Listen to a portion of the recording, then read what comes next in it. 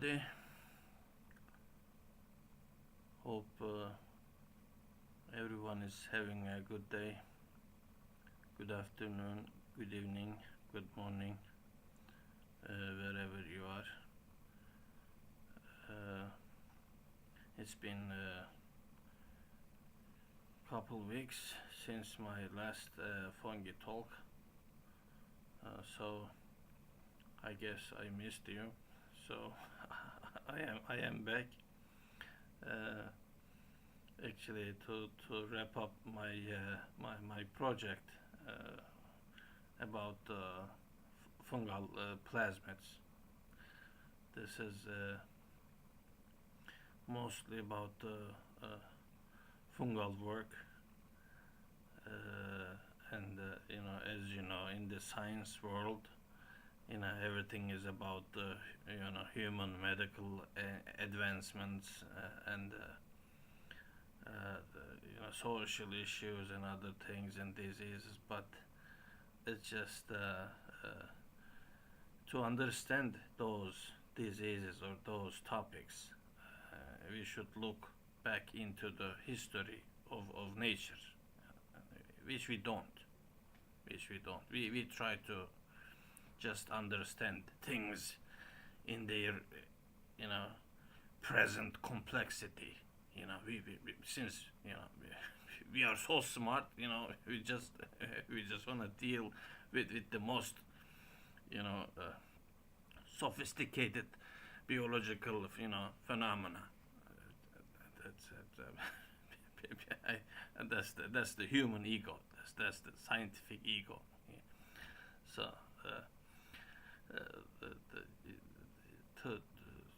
to do that, to understand life, to understand science, to understand diseases, just to understand philosophy better.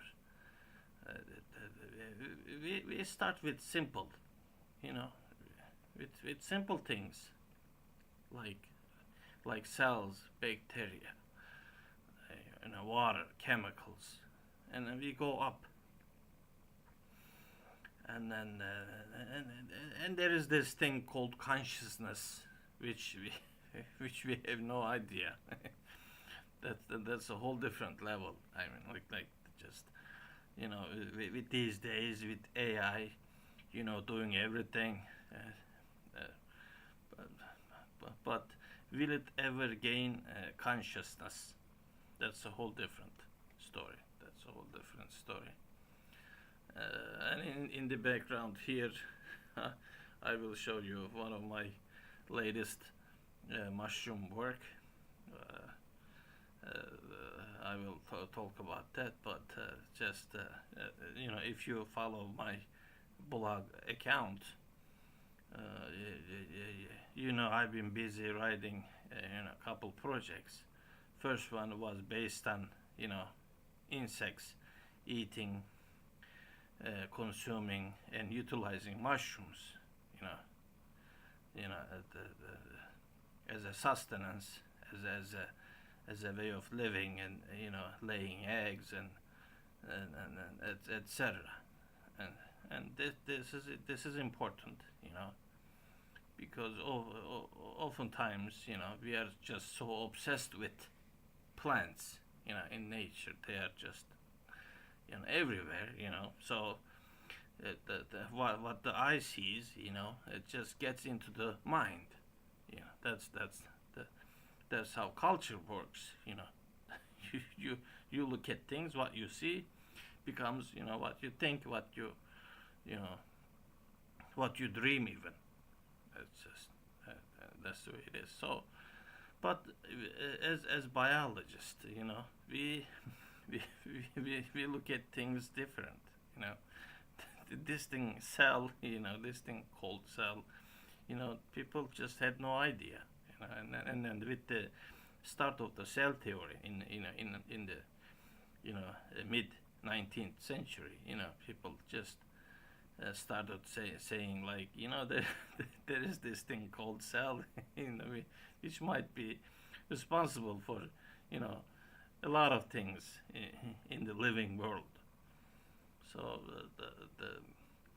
and then it started from there, so, so people started using microscopes, and and they saw, and if you get a microscope, with like average power, you can see certain, subcellular, you know organelles, uh, for example, like Eledoa. Is if you take a Eledoa plant from a clear lake and then put it under the microscope, even like if you provide some light, you will see the chloroplast circulating around the perimeter of the cell. You can see the, just get a piece of onion, membrane. Just peel it. Just from and then with the help of razor, just put it under the microscope, and it's beautiful. You want to learn how to build walls? Look at onion, onion cells. I mean, they are beautiful. The way they are stacked. And once you once you observe them, you can build a wall. You can build a nice wall. Just so it's amazing. It started, in the 19th century, and then and from there we have this thing called science. Biology, biomedical science. Before that, there was medical science, but it was a bit chaotic. I mean, just because you have no idea, about the cells and germs and other things that just people didn't know much about them. So what changed? What has progressed since then? Almost 150 years passed. Where are we now? Where are we now? After the discovery of the cell, 150 years, have passed, and then so where are we? Are we there yet? Or are we going to find out when we go to Mars? It's just with all the science, the, the, with all the genomics, with all the sequencing. I, I, I, I, I'd like to inform you that we are not there yet. It's just because as we study, it turns out we don't even know enough about mitochondria. The smallest, the small bacteria that lives in our cells. I'm gonna put it that way, since it's because the title of this talk is RNA World, and then I'm gonna keep the talk based on it. It's been 8 minutes so far. Hope I can plan it accordingly. So I'm gonna because this is a fungi talk, and fungal organisms are mostly symbiotic. I mean, it's beginning with yeast. It's an eukaryotic organism, meaning it has a nucleus, has a mitochondria. Different from plants. Plants have plants have a chloroplast. It's a different structure. Maybe we don't even know enough about chloroplast. Now we are learning about the mitochondria. The mysterious bacteria living in our cells, in our brain, in our skin. That causes diseases when it dysfunctions. So basics. Let's start with basics. With the list of research getting taller and taller on mitochondria. You know, and now studies are trying to isolate it, extract it, and transplant it from one tissue to another. And even with, I think, with tissue healing with the platelets, I mean, the concept is not old. You know, the platelets donating mitochondria to the wound area, you know, which gives more energy to like synthesize proteins and other things. But how does it get regulated? You know, who controls the mitochondria? It has a small genome. Yeah, what happens in mitochondria in fungi? You know, what happens in plants? What happens, you know, in humans? What happens in bacteria? Is important because, you know, starting with the idea that life is a symbiosis, you know, between two cells. Actually, one is housing the other. You know, we just housing the, you know, the this magic organelle called mitochondria. You know, uh, which had maybe bigger genome back in the day and lost some of it, and now is responsible for many of the functions in human body. You know, apart from generating ATP, you know, that magic molecule.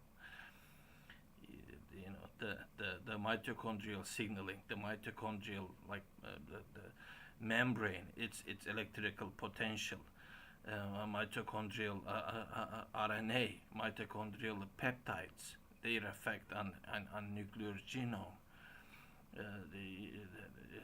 etc. and etc. The proteins, you know, according to some research, there are like 1,000 mitochondrial proteins. 1,000.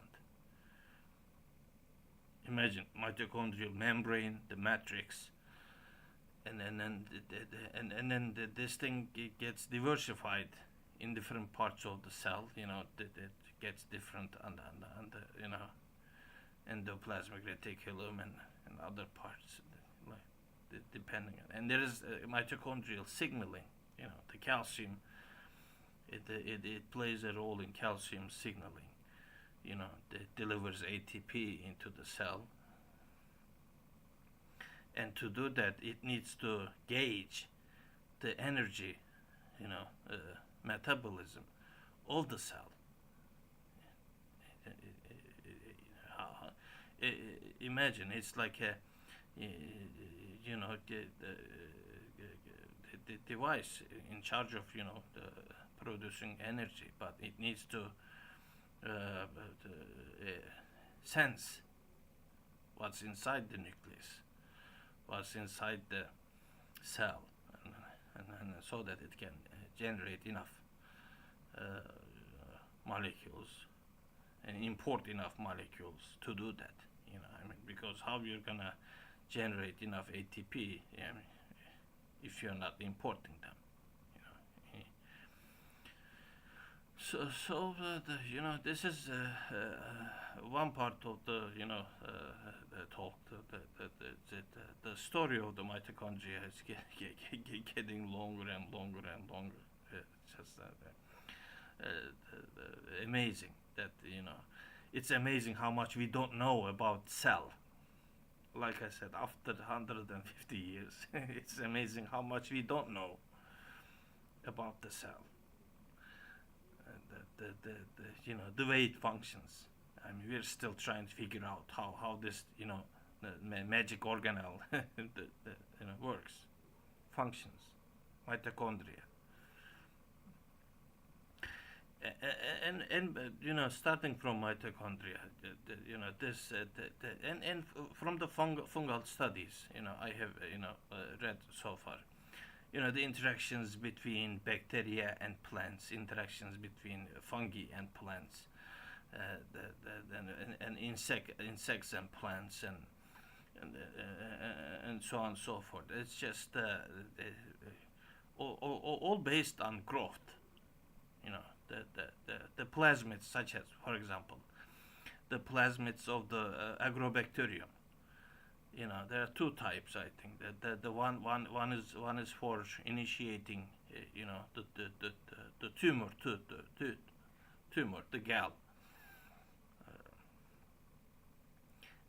in the plant, uh, and the other one is for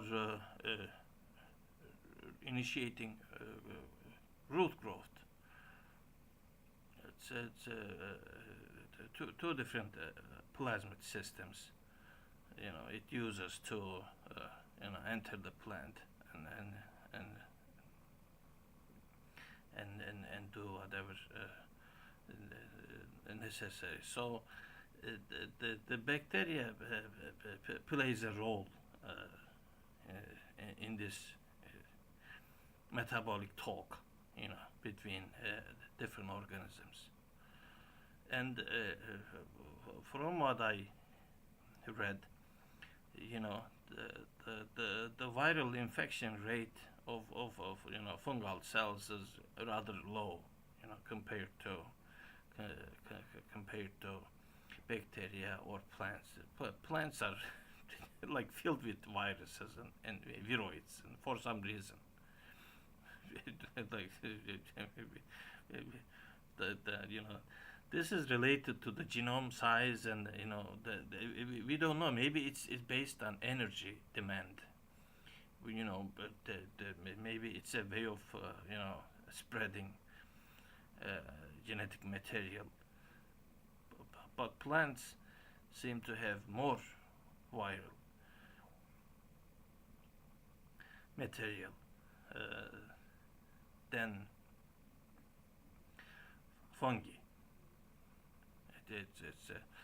We often see fungi as a plant pathogen, but the viruses are mostly viroids, and viruses.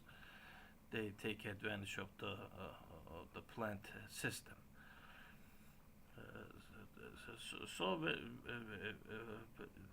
So the plant world is actually weird, very weird. I mean, like, you study plants and their interactions with viroids and viruses, and their interactions with bacteria, their interactions with insects, their interactions with fungi. It's just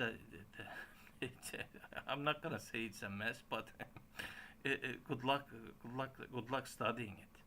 There are the endophytic fungi, there are endophytic bacteria synthesizing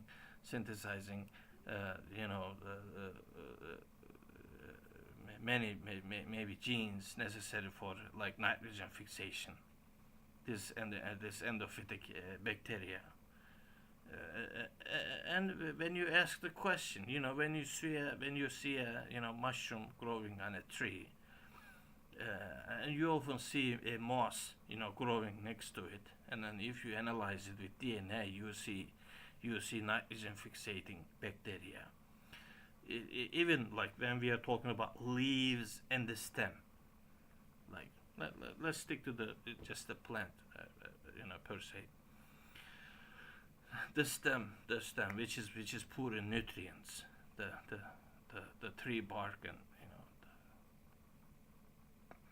the tree stem, and the leaves. It doesn't matter. It is pine, or conifers, or broadleaf plants.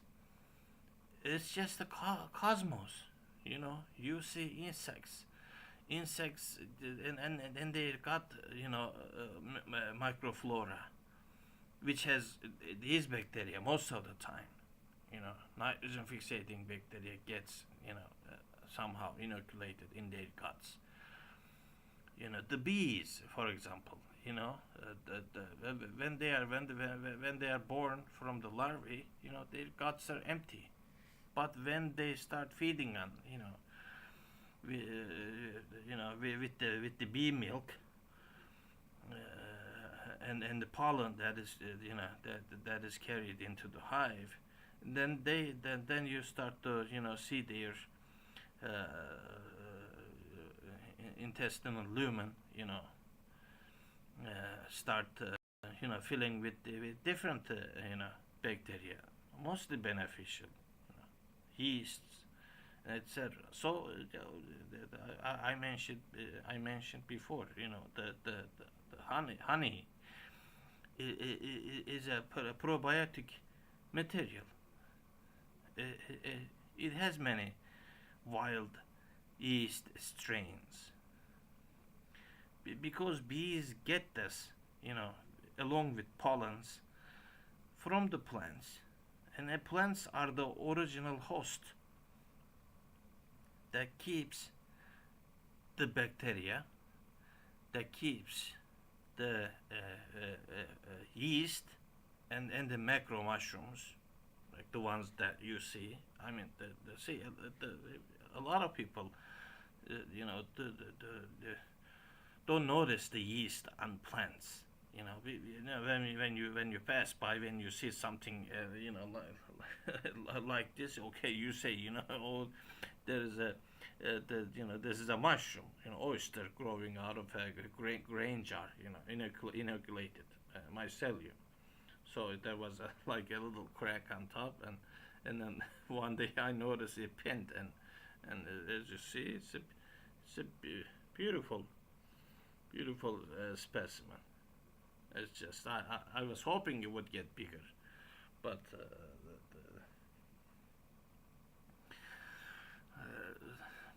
but that's not but that's not growing on a poplar tree or other trees. But the, the, when we study the metagenomics, I mean, meaning when you sequence the total amount of DNA and RNA, you know, in a particular ecology, in a particular habitat, you get a crazy amount of information, including viruses, viroids, bacteria, fungi, insects. It's a symbiotic life. It's a symbiotic life. And then starting with legumes, we know. And how did it start? You know, we know that the eukaryotic life, mostly started with yeast. It goes back to a billion years ago. One of the oldest, organisms, one of the, oldest eukaryotic organisms is yeast. And yeast, or the fungi kingdom, there is single cell, fungal organisms, and then the multicellular ones, and then oftentimes they switch back and forth. The switch from the single cell to multicellular cell is mysterious as well. It's just because we see that in yeast can live as a single cell organism. You look at under the microscope, you will see that, but you also see filamentous, yeast. And filamentation, meaning the cells clustering together, becoming an organism, to say, which we see. I mean, it's just the weirdest things on Earth, See this in the bottle. They just stay like that, but through the crack they sense the oxygen, and then they start to change. Some epigenetic changes happened, and then it just started pinning. But it doesn't do that here. The bottom part, it doesn't do that because it doesn't sense oxygen. There is no need to go through changes morphologically, and there's, you see, pigmentation, see the coloring, see the colors are like brownish. uh, you don't see that here. It's just so it goes through some changes depending on the environment. So with yeast, it's a mystery. I mean, so to understand, and their genome is simple, not too large, and then they don't have many introns, I should say, because our our DNA is like 50% or 46, 48%, you know, are made from like the transposons, retroviruses, and then most of our genes have, introns, which turn into circular RNAs and other RNA forms. The coding regions are different. We have, say, yes, we have protein coding proteins, 25,000, 30,000. But but so are fungi, the basic, reactions like mitochondrial reactions and etc. The fungi have it. Bacteria, mostly has it. Plants, insects. We have many common genes with them. But why do we have a bigger genome? Why we have such a big viral load in ourselves? That answers the question regarding the immunity. I'm gonna the most important conclusion actually I have reached with these. Our cells are mostly invaded by viruses. I mean, it's just because, like I said, our genome is 50% almost made from transposons, retrotransposons.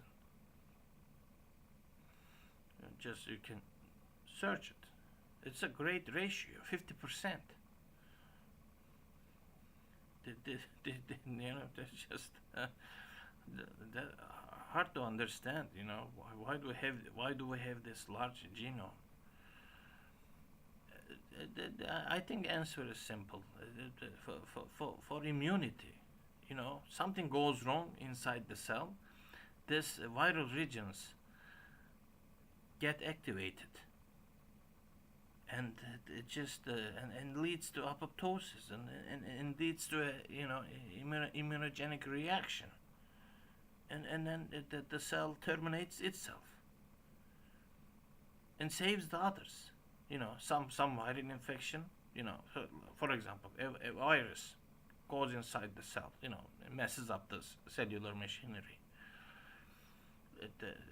This also kickstarts some of the internal, viral mechanisms. It is called innate immunity. Innate immunity that is built-in system in every cell, which is very dangerous actually, very dangerous, because once you trigger the innate immune system, I mean, it can cause just many things, from allergic shock to like the sudden death. We see this everywhere. And then it's happening more frequently. We are triggering our own death. That is to say, you know, as if God placed a ticking, you know, bomb mechanism, you know, inside ourselves, you know, and then sometimes we just, you know, cut those cables, and it just, and then if you cut the wrong cable, guess what happens? You know all these movies, you know, the agents, you know, they just with sweating hands, you know, they just was it the blue wire or the red wire or the green wire, you know, you, you cut the wrong wire, you terminate the cell. That's what it is. So that is the reason. I mean, it's just why would it be? And to keep and to keep those, you know, cellular bombs, you know, intact, you know, that cellular innate system, cellular immunogenic system, you know, just because it's just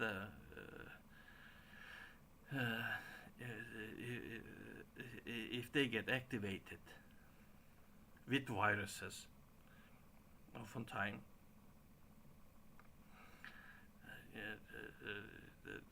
it it leads to apoptosis.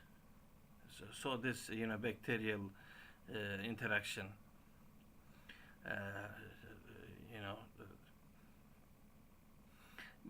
actually, you know, when bacteria causes infections in humans, it's mostly through toxins and stops protein from functioning and etc. But viral infections are just totally different.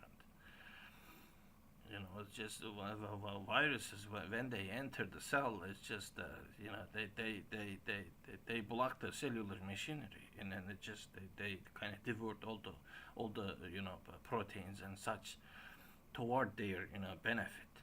That's that's their you know, way of functioning. But you know, through the, so it's been 30 minutes, through the, you know, living kingdoms, you know, yet there is a, you know, systematic, you know, interaction between different cells, between, you know, the bacteria and fungi, and even the, like, rhizosphere in the soil, in the soil. Just plants need water and nutrients, phosphorus, you know, many things. I mean, they get carbon from the air, but the rest of the stuff, they get it from the soil, from the water. And to do that, actually, they need this symbiosis. You know, they need the symbiosis with the bacteria. They need the symbiosis with the fungi. So at certain levels, the biological systems work together. I mean, it is universal. I should say there are, like, certain pathways, you know, that plants have, and also present in bacteria and fungi, and they utilize, you know, this pathway to generate more growth in the soil. You know, like in one of the papers, you know, most of the endophytic fungi, they synthesize auxins, a plant hormone. Imagine. So this is one of the, you know, ways, you know, for interaction between plants and fungi. Why would the yeast synthesize a plant hormone? You tell me. You know, auxin hormone. They found many auxin synthesizing systems and genes in yeast, and, you know, why? I mean, it's for the benefit. It's for the benefit of the plant. It's just that's why. Because it's hard to survive on land. It is hard to survive on land. So this interaction, you know, is necessary, and we see this in the the tubers, the mycorrhizal fungi, in the ground, and the truffles, for example. Is it a cancer? It's a tumor. Is it a tumor? Yes, it's a beneficial, benign tumor. If you ask me, a truffle is a tumor. It's a beneficial tumor. It's a mass, you know. What happens? What do you do when you see a bulb? When you see a mass in your body, you go to doctor and have a biopsy. And in the biopsy, what they look for, and even most of the human tumors, they find bacteria and fungi, which is interesting, because there is this pathway is already present. I mean, it's just that maybe they're utilizing. It is possible through like mitochondria. Maybe they're exchanging mitochondria, other things. Uh, we don't know yet. But there is a symbiosis at a level, at a biochemical level, much deeper levels,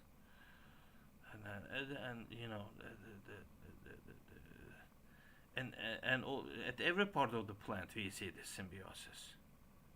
You know, so it's really interesting. I mean, starting from the bacteria, and starting from the bacteria fungal relations. You can do fungal transformation with agrobacterium. It can infect.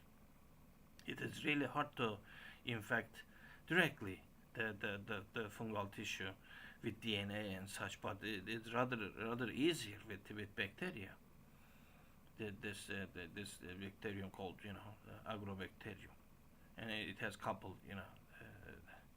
plasmid types, and it just inserts a poson. It's just into the vector DNA, into the DNA of the plant at some location, and this generates mutants and variations. Where it inserts the DNA package can change.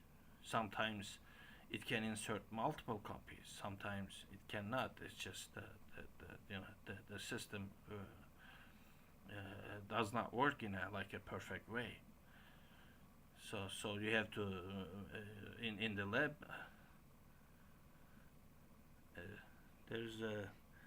There's a visitor, I guess. Dear Sevil Aslantepe. She says, "Nerelisin? Where are you from?" I am from Turkey. Where are you from?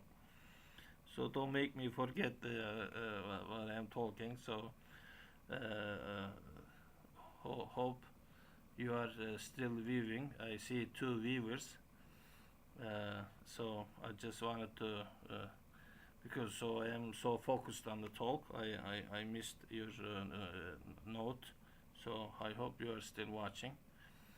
Uh, so I was where was I? What was I saying? So the interactions between bacteria and yeast is interesting, very interesting.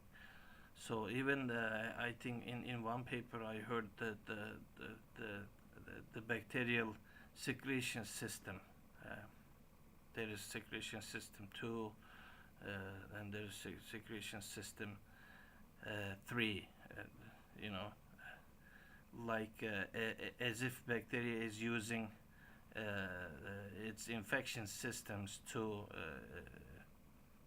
inject genetic material into the fungal cell for a symbiotic purpose. Isn't it interesting? I think if you go to my blog, you can see the paper regarding the soil rhizosphere, the plant rhizosphere. There's a paper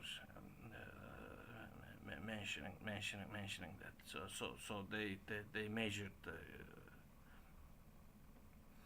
the plant roots and surveyed for fungal structures and took pictures of the fungal systems, and then they saw they saw the images of bacteria on the walls of the fungi. So it's an interesting world. This genetic, conjugation. I knew it from the bacteria. The two bacteria. They form a microtubule to exchange the genetic uh, material. But I never knew conjugation would happen between bacteria and fungi. And and I guess it is happening also between bacteria and plant, and maybe from back to from some mitochondria is a hub, actually, is a center for this. Uh, uh, and but by analyzing, coming back to the title of this talk, actually, it's enough. It's enough introduction. So we are all obsessed with DNA and genes, but to understand to understand better, we should look at RNA, RNA world. Well, what's happening in the RNA world of the mitochondria? And to do that, I think we have to utilize the RT-PCR, to get the cDNA. And because and most of the RNA viruses, retroviruses, they utilize the RT-PCR. I mean, if you find a virus with RT-PCR, the reverse transcriptase domain in its genome, it means it can copy its RNA into DNA and then locate it into the genome. So it's an interesting topic, and also it is subject to the gene therapy. Now even for SMA, the latest, I think, it's a good news. The administration in Turkey approved another drug, risdiplam, for SMA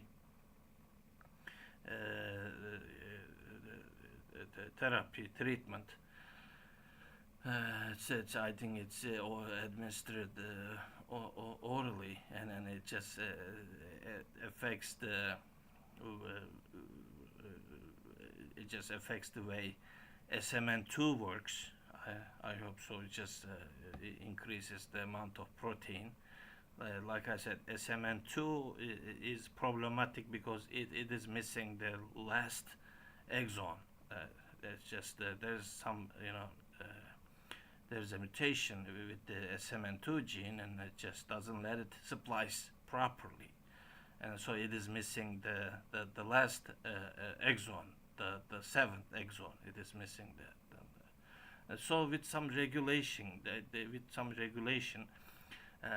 they can fix that problem. And so with even with the study of circular RNAs, we don't know, what they do, their function. The circular RNA world is just getting bigger and bigger.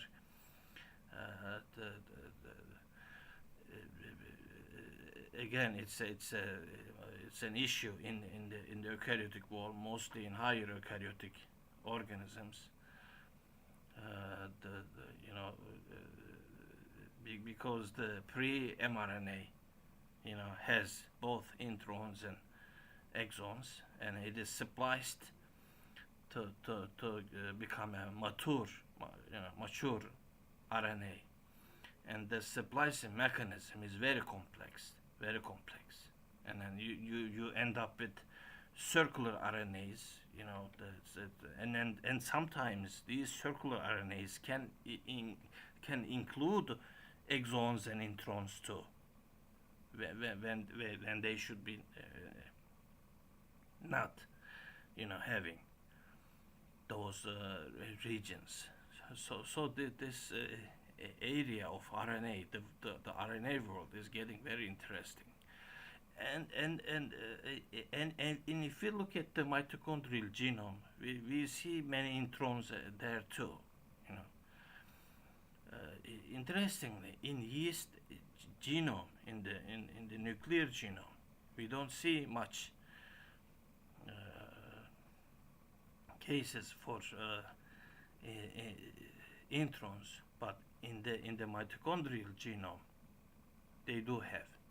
And if these introns are mobile, you know, to switch into to localize into the nucleus, you know, they can change, some of the activity of the gene. Like I said, these transposons are very interesting, and they jump, from mitochondria to nucleus, and from there, it's just this RNA world. We are just learning, and I think it is very important in gene therapy as well. Because I think now they use just hairpin DNA, just the coding region. For example, for SMN1 gene, just the coding region. Starts with ATG and has a, terminal region to stop the protein synthesis, and has a strong promoter, and etc. It's stable, and it just it doesn't integrate.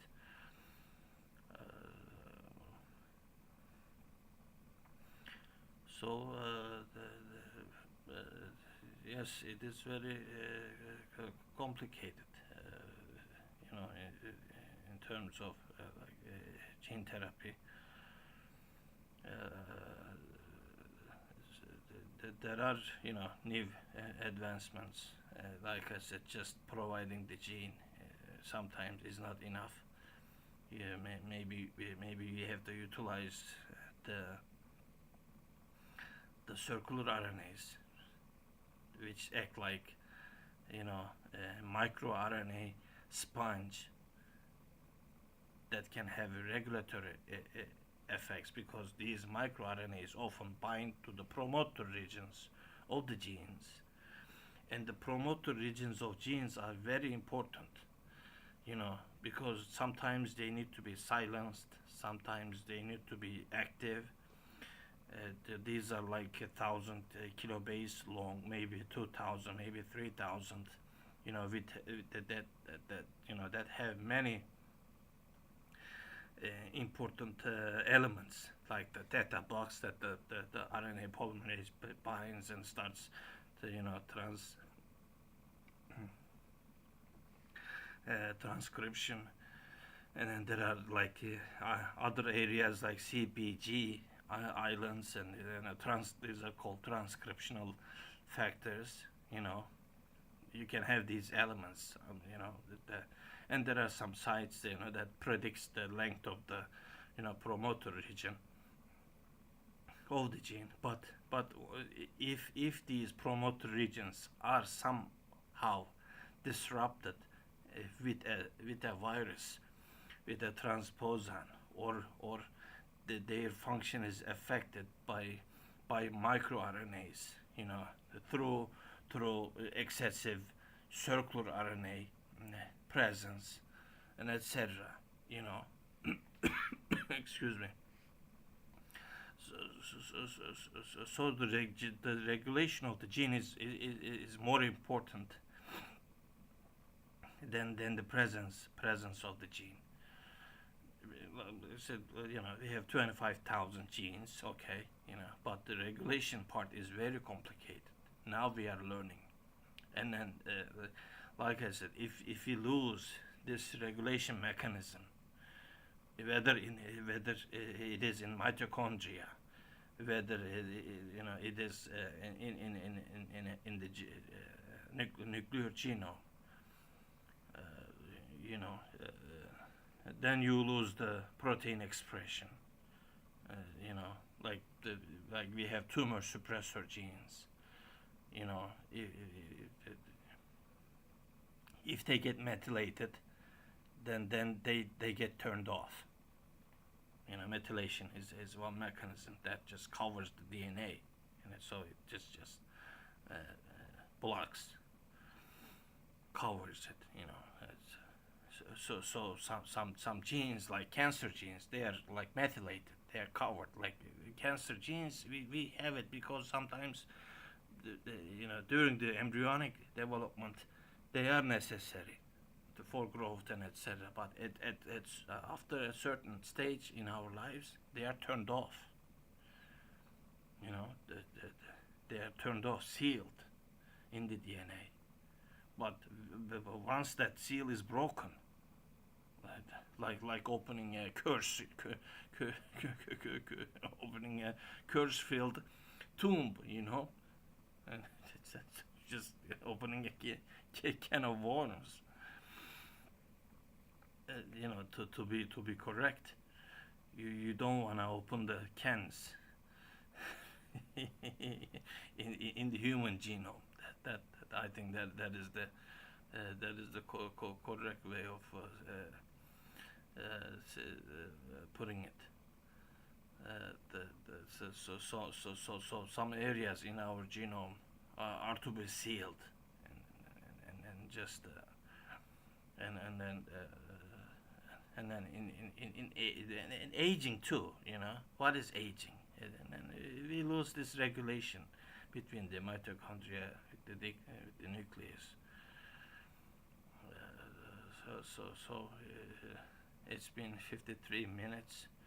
I will try to wrap up the talk.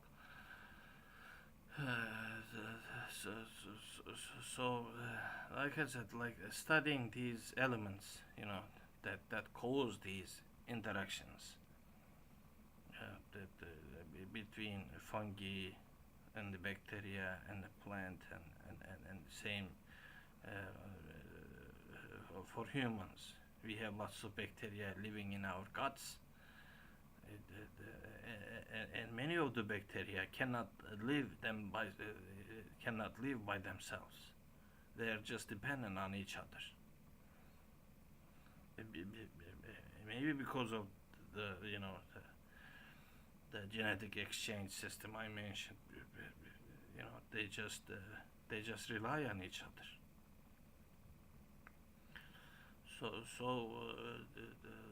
You can check the list of publications on my blog, East Eden Place blogspot.com, and you can just check out all the papers that I have listed there.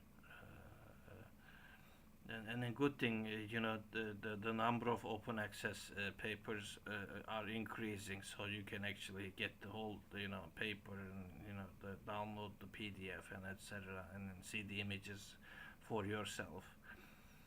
It's just it's amazing what people do and it kind of restores your faith in humanity. Because it's check out check out those publications. It takes 2 to 3 years actually for every paper to be published. It's not easy to carry out those reactions and etc.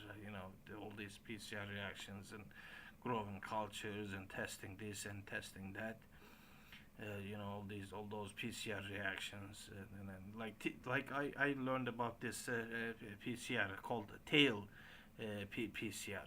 It's just that thermally like asymmetric uh,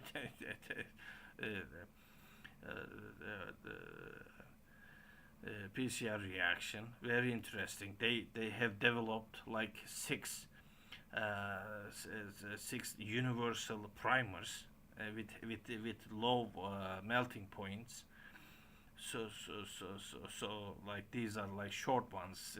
I think between 10 pairs, 9 pairs, and then etc.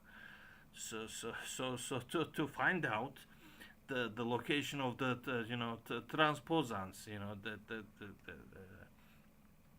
in the cells, because they still do these transformations and they use agrobacterium transformations, and you have to make sure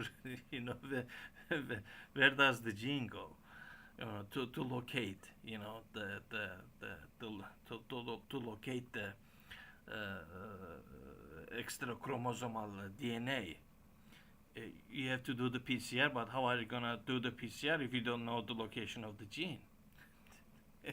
Because the system, the agrobacterium, the enzyme places it anywhere between A and T, and then there are many places to do that. So agrobacterium transformation is like it's like a mutation generation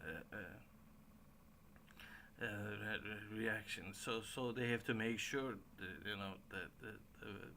where the gene is located and such, because like to make a say transgenic plant, like to insert a gene into a plant, and or to insert any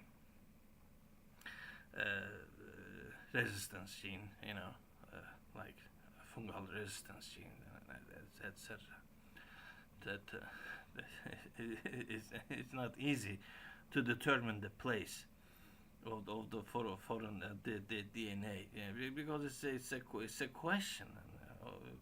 People, even with the vaccines, they say, we are gonna turn into monkeys and such, and then for that for that the DNA needs to be integrated into our DNA, and to locate these integrations, if they happen, that it's not easy to locate foreign DNA in our body. I mean, like they say, it is integrated by a virus and such, to test it.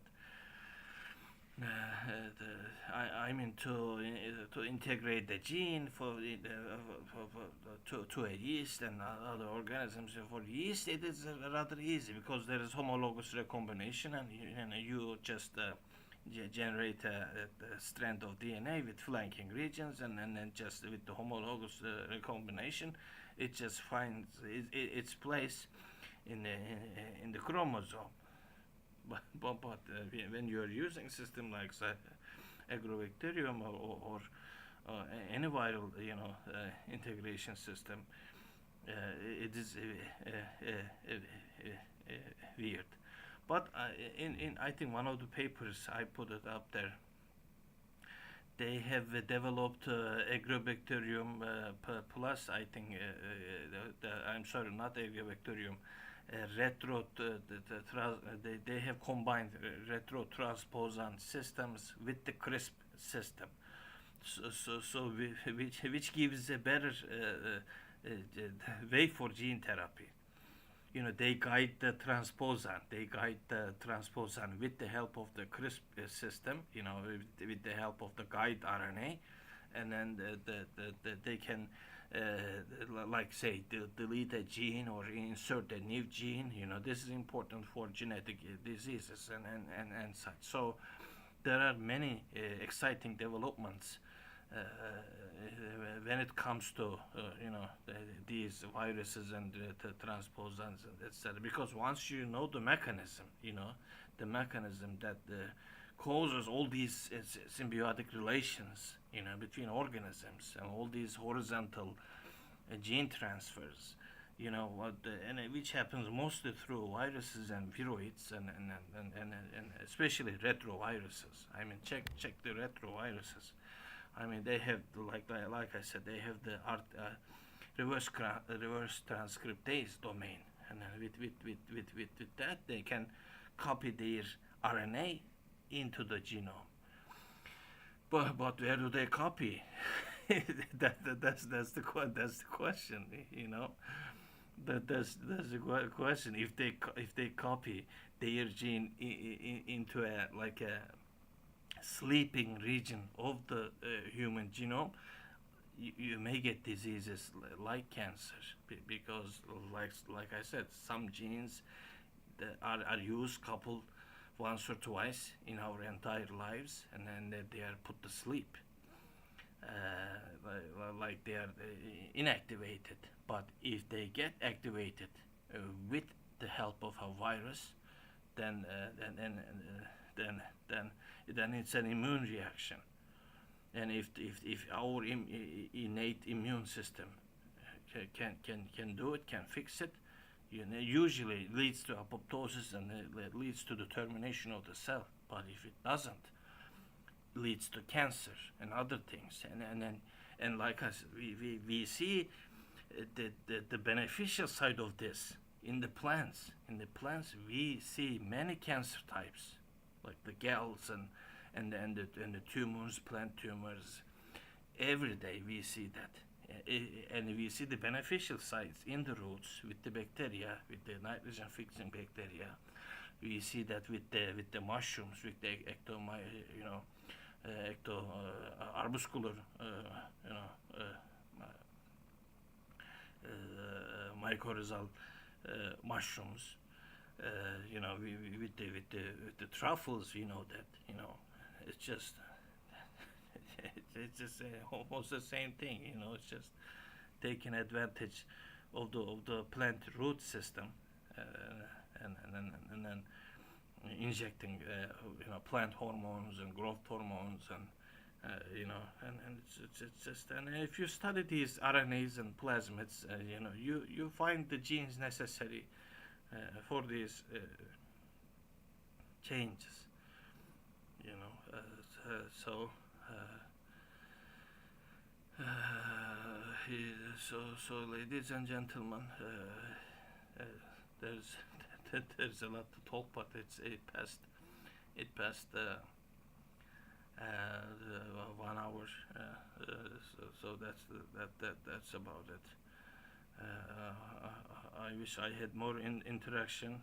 Like I said, usually I am here talking all by myself. So I had one visitor. So it's important, because this application actually, if I get enough visitors and such, I can get payments, on this system. But for me to be verified, people need to come and and maybe comment and join the live, and then I am bad at advertising it.